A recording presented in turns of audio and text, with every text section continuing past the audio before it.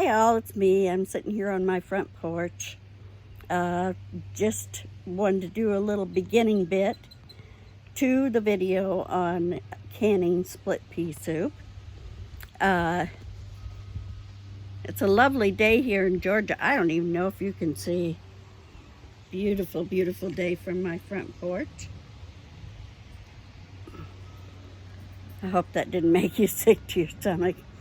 I just wanted to apologize because you'll be seeing my big old arms a lot in this video, and I hope they don't get in the way too much. But when I filmed it, I still was not really resolved to letting you guys see a lot of my face. I didn't think it was something you really wanted to see, but here y'all, in all its glory. This is me. So just wanted to do a shout out to some very dear friends in Detroit, the Nicolettis, who lovingly shared their bounty with us and gave us a few bags of beans and split peas and all like that. And so it's add to our larder, and what a blessing it has been. So I'll put some of those in jars to have ready, and some will be kept dry for those rainy days and lean times. And we sure feel blessed by that. So again, thank you very much, and blessings to you and yours. So I hope you enjoyed the video, and like I said, please excuse my big old arms getting in the way a lot, but we love this. We love to have it on the shelf. We love to have it for a quick meal or a snack, as the case may be. And it's just a blessing to have something like that on your shelves when you need it. So let's get to canning.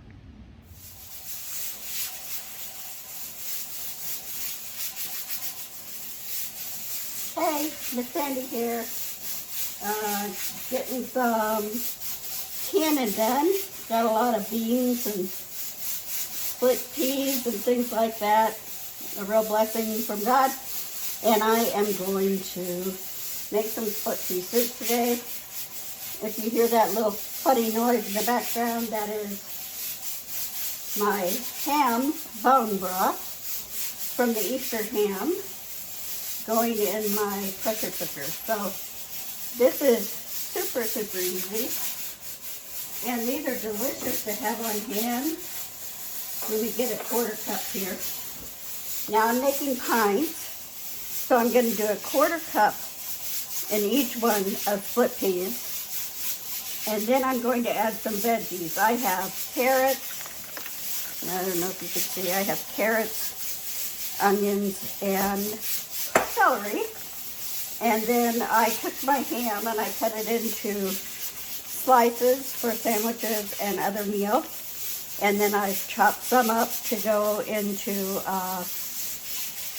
noodles and things like that. And then I chopped some up to go into my canning of my split pea soup. So here we have it all in front of us, and I'm just going to start by putting a quarter cup in each jar, and you can see the jars are clean and ready to use. They are not sterilized because they're going into the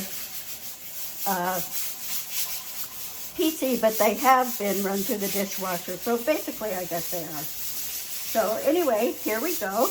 I'm going to put a quarter cup. Sorry, these need to be mushed up a little bit because they have been rinsed. So I always pick my split peas. They say you don't have to really anymore, but I always just lay them out on the table real quick and make sure that there are no stones or bad looking ones. This time I found a couple of random beans of other kinds, which really wouldn't hurt anything. But anyway, so, okay, so they're ready to go. I'm just going to take myself a quarter cup just like this and throw it in each one. And I will be back with you in a minute. Okay, now I've got that done, and I am going to put some vegetables in each one. It ended up being more of maybe closer to a third of a cup because I had a little bit of the peas left, and I just moved them out around the jars. And that's fine because they're not going to overfill because of that. So we'll be okay. We'll be okay, girls and boys and girls. Okay, and then some onion in each one.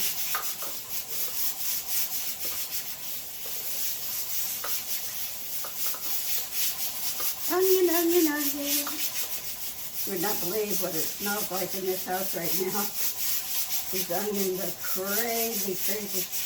My eyes were watering like nobody's business when I was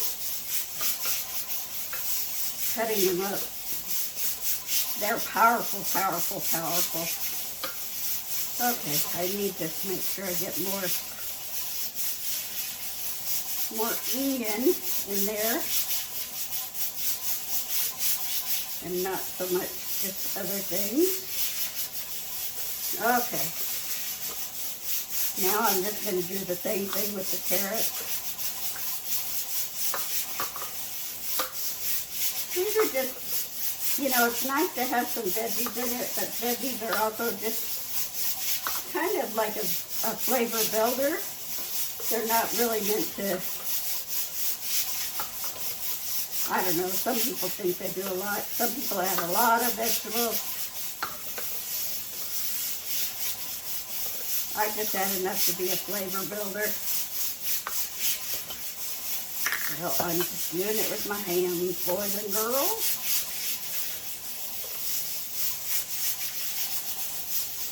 There's a few more. I did not measure any of this. I just chop them up. Some celery in each one. I don't put as much celery in.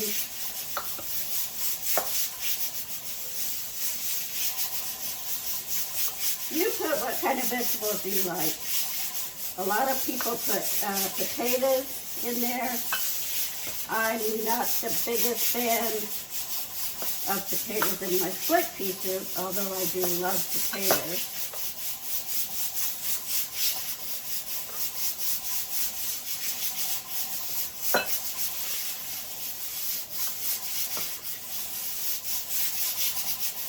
Okay, that's all done. I'm just going to take myself a spoon here that just came out of the dishwasher. Put a little more of this celery in some of these that didn't get as much. Okay, now oh, that's a pea. Now basically I'm just going to add, I have some ham stock that didn't fit in the jars. It's basically what came off of the pan, out of the pan, so it's not really stock. It's the drippings from the ham.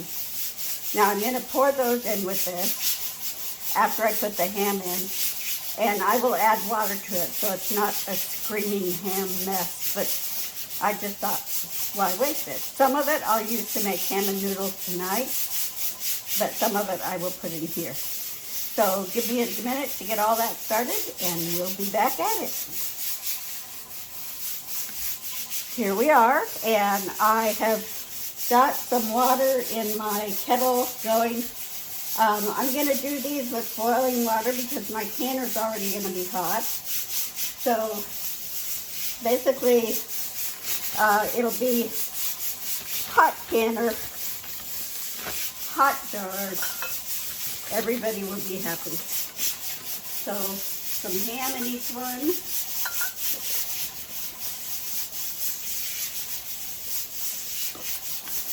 Oh, the dogs will be glad I dropped some.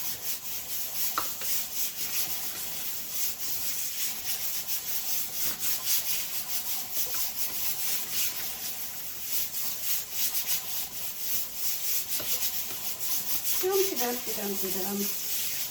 It's a beautiful day here in Georgia. Sun is shining. I would say it's close to 70, right around 70. Now I've already cut away the sinew and fat and all that kind of stuff off of these little chunks of meat. That'll be another dog piece. And it's just basically, I just divvy them up among the jars. If I see one that I don't think got as much as another, I'll put a little in there.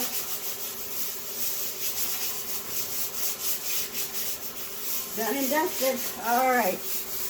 Now, I can hear that my pot, my kettle, is getting almost to the boiling point. So I'm going to give it a minute.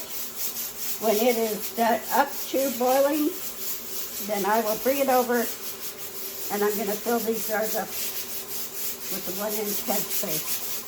So, coming right back at you. Oh, as I was saying before, it is a beautiful, beautiful, beautiful day. And I'm going to pull these down a little so you can see our lovely jars. Peas on the bottom, onions, celery, carrots, ham. Now, I was talking about that ham. I was calling it broth, but it's really the drippings from roasting the ham.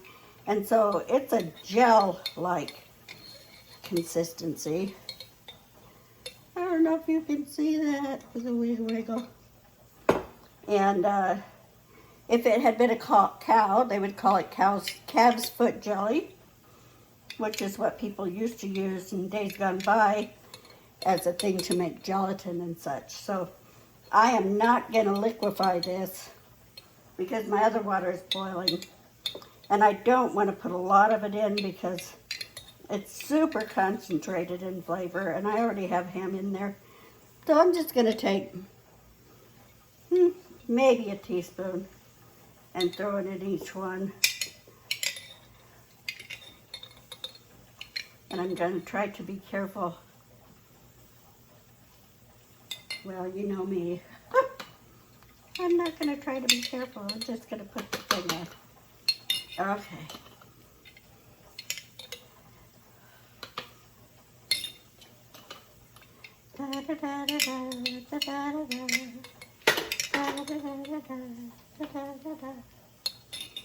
As you can hear, my stock is done and I turned it off and it is coming down from pressure.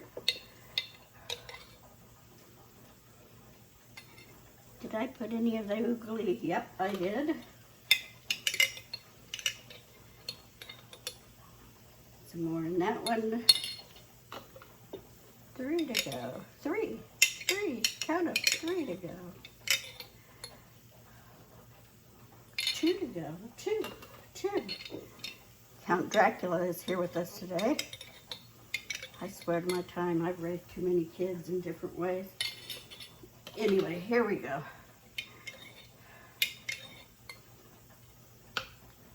And there you are. You really don't need that, and you can use chicken stock, chicken broth.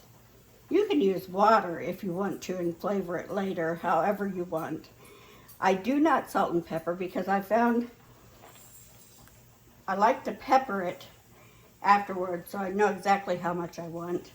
I don't salt because the ham is plenty salty. If it turns out it's not, so what? I just put a little salt on it. Some people like garlic in theirs. I'm not a fan of split pea soup with garlic in it, but that's just me. It's however you like yours, but it's so easy to do this raw packed method.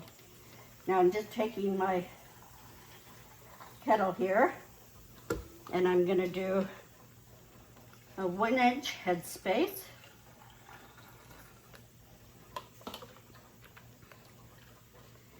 With my boiling water.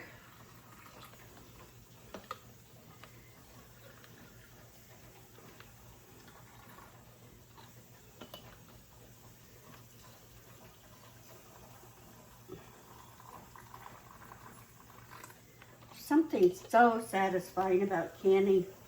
And honestly, this is the funny thing is, I would much rather can in pint jars or half-pint jars for a couple of reasons.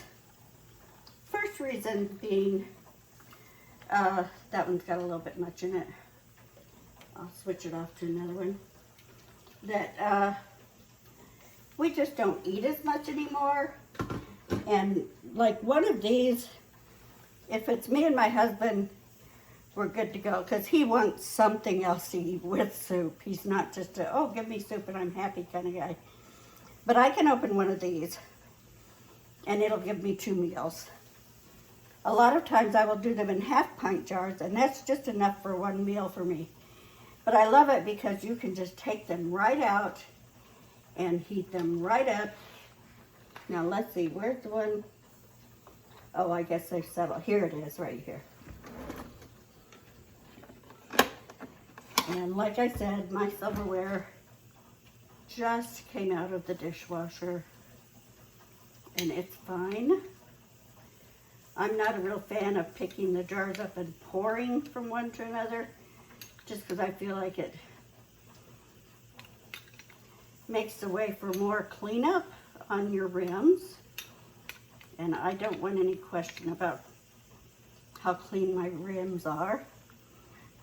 Some of these may need topping off, and so I'm going to heat up just a little bit more water, and I'll be back. Now that I've got my water in all my jars, I'm just going to take a plastic spoon, because sometimes I use a plastic knife, you know, but because I lost a fancy debubbler with the little measure and stuff, I didn't live with it. I left it too close to the stove, and it kind of melted. And you can see that I'm getting here to the front one so I can show you. See this little guy right here? When I debubble them, I'm going to end up, oh, it's the dogs. Dogs, I'm going to end up having to add a little more water, because when you get all your air bubbles out and move things around a little, you notice that you need more water. Also, you want to stir those beans up a little on the bottom so that they don't end up, oh, what's the word, clumping up and being one big glom of green yunk on the bottom. Now I can see that some of these are going to need a tinge more water.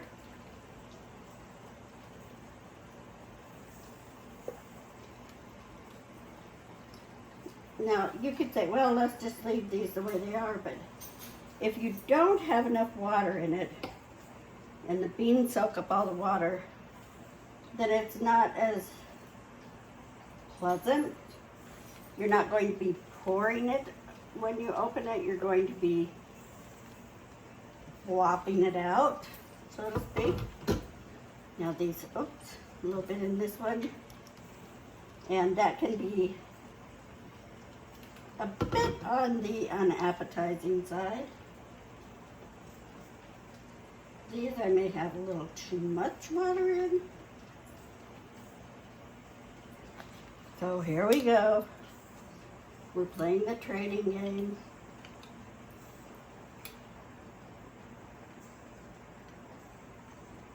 There we go.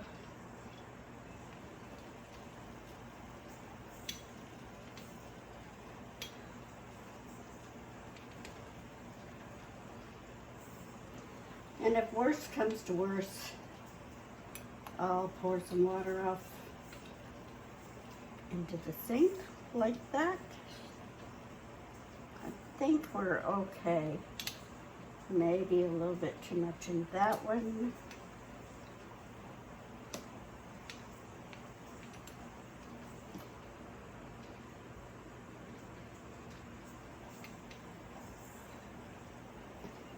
One more quick debubble. I'll call it my debubble deplacement activity. I don't know. I need to find a fancy term for that.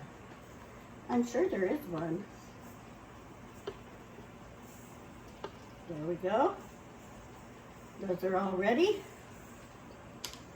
Now, when I say 1 inch headspace, I'm talking about right here to that lip of that rim that's at the bottom of the jars. Now, when it says 1/2 inch or 1/4 inch, I've just learned to gauge, but if you can't do that, Walmart, almost anywhere, Amazon, you can get what they call a debubbler, and it actually has like little stair step things going down it, and each one of those notches you can set on the rim of your jar on the inside, and one is for 1/4 inch, one is for 1/2 inch, one is for 3/4, and one is for 1 inch. So, well worth it if that's a worry for you. I knew we might have to put a tidge more in some of them and a tidge less in others. Trying to be a perfectionist is not cool. Let me put my kettle away.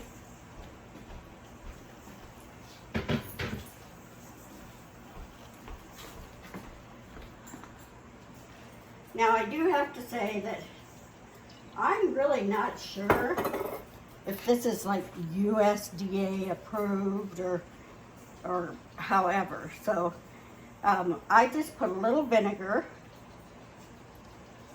on this. Now these are not going to be too dirty because, you know, we put everything in raw. There's no sloppy juice or anything. And I had my canner funnel. So I'm just wiping them down with the vinegar.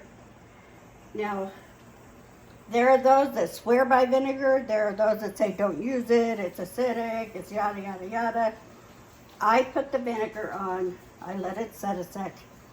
I take a dry part of the paper towel and I go around it one more time.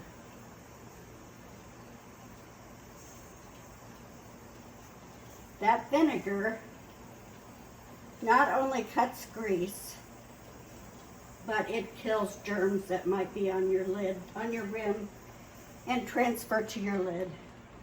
And there's no one that can say that they can perfectly lay a lid down on there and never have it touch any of the other areas. So I have my lids and my rings ready. Because I'm pressure canning, these will not go into hot water to be what do they call it? Sterilized. And people say, oh, you got to warm up the rings on these.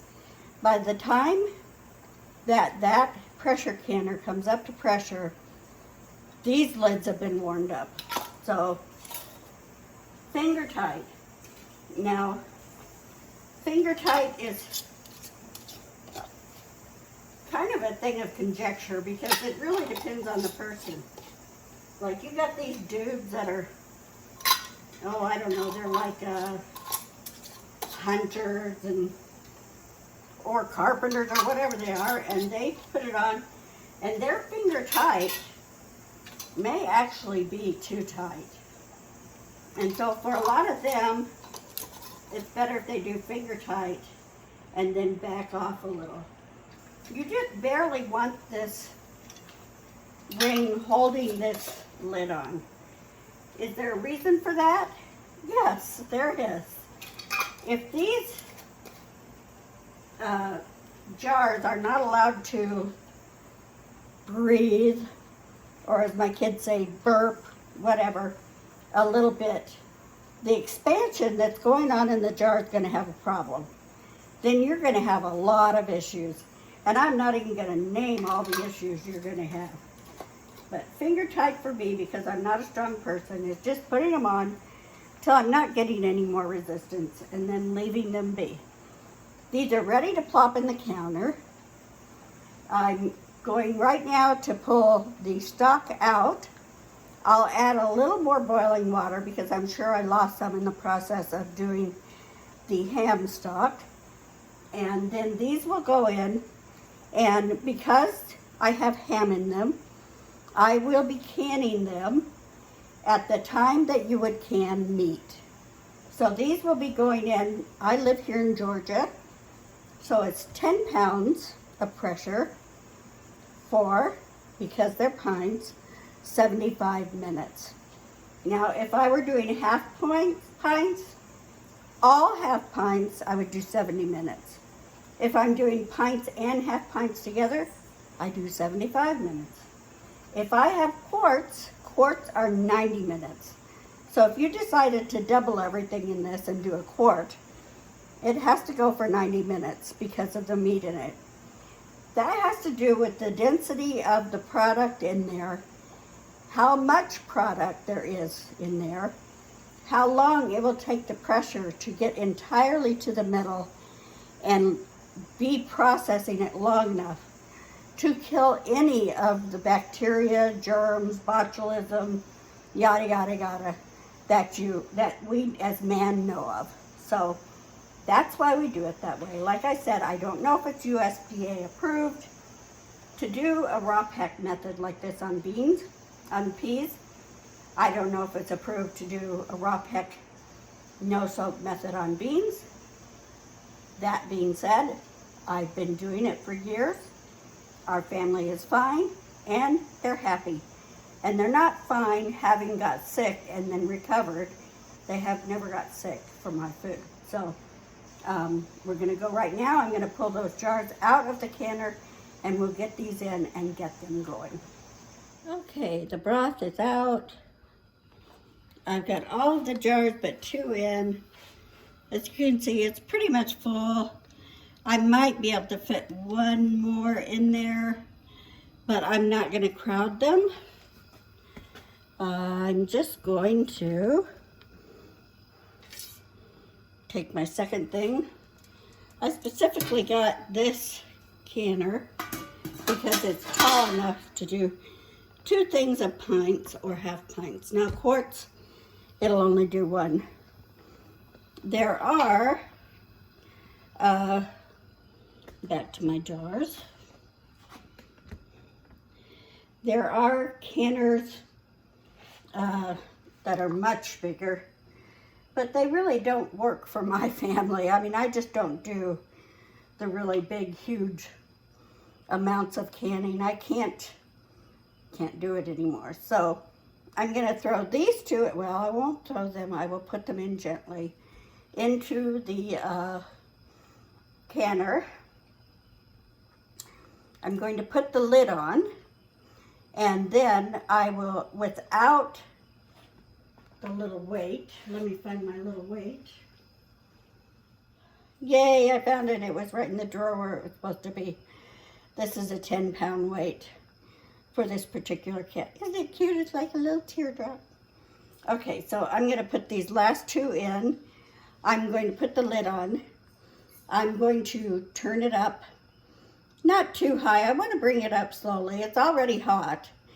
But when I get the steam going really good coming out of the spout on top, I'll show you and hope you can see it. And then I will go 10 minutes of releasing that steam, which helps also to build up the pressure in the canner.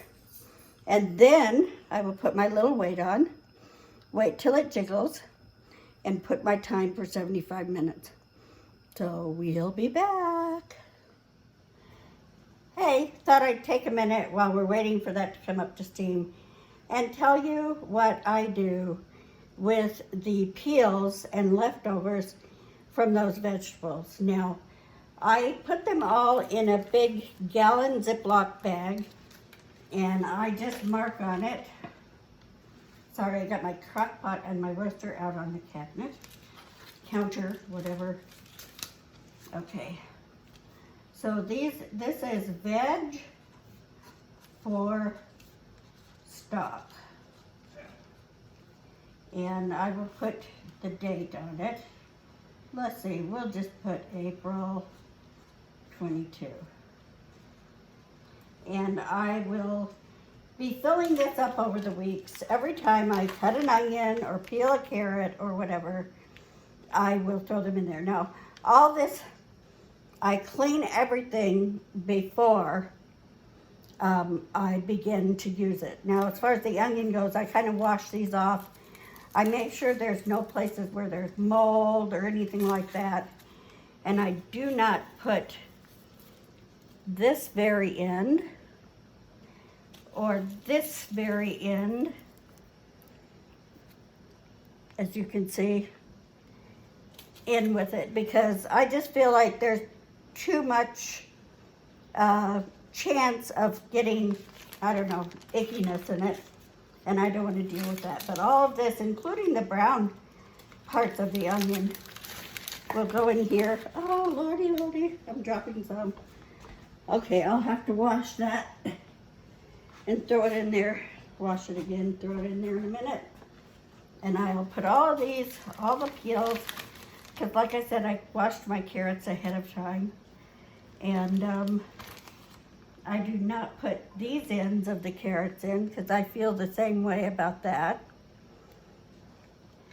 But I will put this end in if it's been washed properly, but this had a big gouge in it. So those are some I'm not going to use. I'm just going to throw these in here. And these are the tops of the celery. Sometimes I'll cut these up and dehydrate them to use, you know, to have dehydrated celery on hand. I have plenty now, so I'm not going to. I just put it like this, fold it over to get most of the air out, punch it down just like this.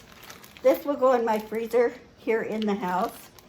And every time that I cut an onion for a meal or chop a bell pepper or have a little cabbage left over or parts of the cabbage that aren't all that pretty but are clean, they all go in this bag. Carrots, turnips, potato peels, whatever. They'll go in this bag. When it's full, if I don't have any meat or bones that are going on, then I'll make vegetable stock out of it. If I do, it'll go in with my meat. Like I had a ham bone from Easter, and I used a bag of this that I already had in the freezer for that. So that's what I do with that. Now let's take a little perusal. I think I've got steam coming up. We're gonna see. Can you see? I can't tell if you, yeah. Do you see how that steam is coming out? Well, sometimes you see it, sometimes you don't. When it gets going real good like that, I'm now going to do 10 minutes. So I'm gonna turn my timer on. 10 minutes, start. And when that goes off, then I will put on my little weight right up there on top and wait for it to jiggle. And then from there, it'll be 75 minutes. So I am now going to go out and sit on the front porch with my baby, and we are going to watch the birds flip by and the bumblebees buzz and whatever else might be happening. I'll be back. Here we are. Now the split pea soup has been processed for 75 minutes, which is the meat time, 4 pints, in a pressure cooker. They do not recommend that you can meat in a water bath without a pressure canner. But that being said, you can investigate it if you would like. It's done all over the world. It just takes hours and hours to do it. It has to process for a very long time. And that is probably why someone invented the pressure canner. So my little red thing is down. I took my weight off. I'm going to pull the lid off away from me.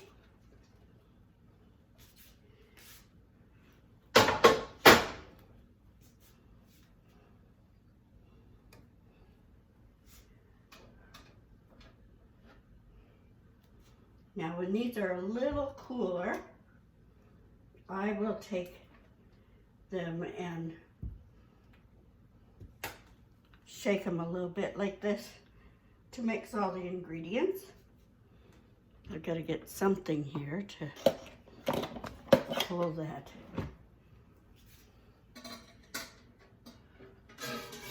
It used to have a little doober that I used for that.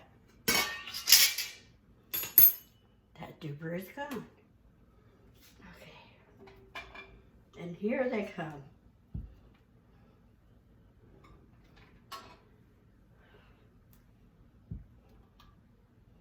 Now, I believe that most of them have already sealed while the canner was cooling down.